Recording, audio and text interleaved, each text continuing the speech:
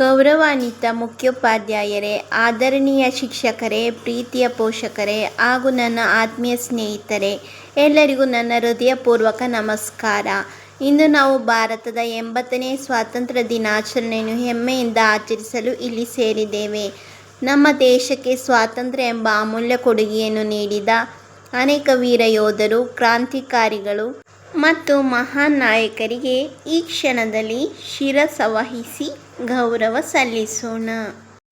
ಸುಮಾರು 200 ವರ್ಷಗಳ ಕಾಲ ಬ್ರಿಟಿಷರ ಆಳ್ವಿಕೆಯಲ್ಲಿ ನಮ್ಮ ದೇಶ ಅನೇಕ ಸಂಕಷ್ಟಗಳನ್ನು ಎದುರಿಸಿತು.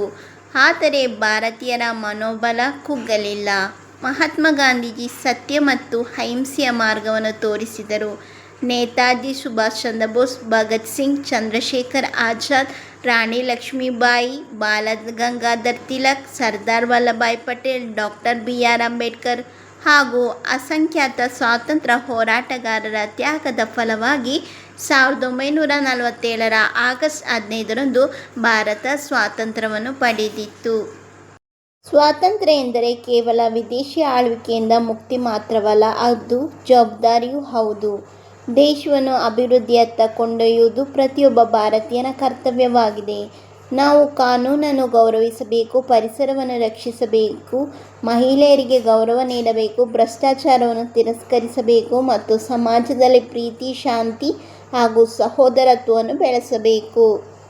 ಭಾರತ ಇಂದು ವಿಜ್ಞಾನ, ತಂತ್ರಜ್ಞಾನ, ಕೃಷಿ, ಶಿಕ್ಷಣ, ಆರೋಗ್ಯ, ರಕ್ಷಣಾ ಕ್ಷೇತ್ರ ಹಾಗೂ ಅಂತರಿಕ್ಷ ಸಂಶೋಧನೆಯಲ್ಲಿ ವಿಶ್ವದ ಗಮನ ಸೆಳೆಯುತ್ತಿದೆ. ನಮ್ಮ ಯುವಜನತೆ ಭಾರತದ ಶಕ್ತಿಯಾಗಿದೆ. ಅವರ ಪರಿಶ್ರಮ ಮತ್ತು ಹೊಸ ಆಲೋಚನೆಗಳು ದೇಶವನ್ನು ಇನ್ನಷ್ಟು ಎತ್ತರಕ್ಕೆ ಕೊಂಡೊಯ್ಯಲಿವೆ. ಪ್ರಿಯ ವಿದ್ಯಾರ್ಥಿಗಳೇ, ನಾವು ಉತ್ತಮ ನಾಗರಿಕರಾಗುವ ಸಂಕಲ್ಪ ಮಾಡೋಣ. ಪ್ರತಿದಿನ ರಾಷ್ಟ್ರಧ್ವಜಕ್ಕೆ ಗೌರವ ನೀಡೋಣ, ದೇಶದ ಏಕತೆ ಮತ್ತು ಅಖಂಡತೆಯನ್ನು ಕಾಪಾಡೋಣ ಮತ್ತು ನಮ್ಮ ಸಣ್ಣ ಸಣ್ಣ ಒಳ್ಳೆಯ ಕಾರ್ಯಗಳೇ ಭಾರತವನ್ನು ಇನ್ನಷ್ಟು ಬಲಿಷ್ಠ ರಾಷ್ಟ್ರವನ್ನಾಗಿ ಮಾಡುತ್ತವೆ. ದೇಶ ನಮಗೆ ಏನು ಕೊಟ್ಟಿದೆ ಎಂದು ಕೇಳುವುದಕ್ಕಿಂತ ನಾವು ದೇಶಕ್ಕೆ ಏನು ಕೊಡುಗೆ ನೀಡಬಹುದು ಎಂದು ಯೋಚಿಸೋಣ.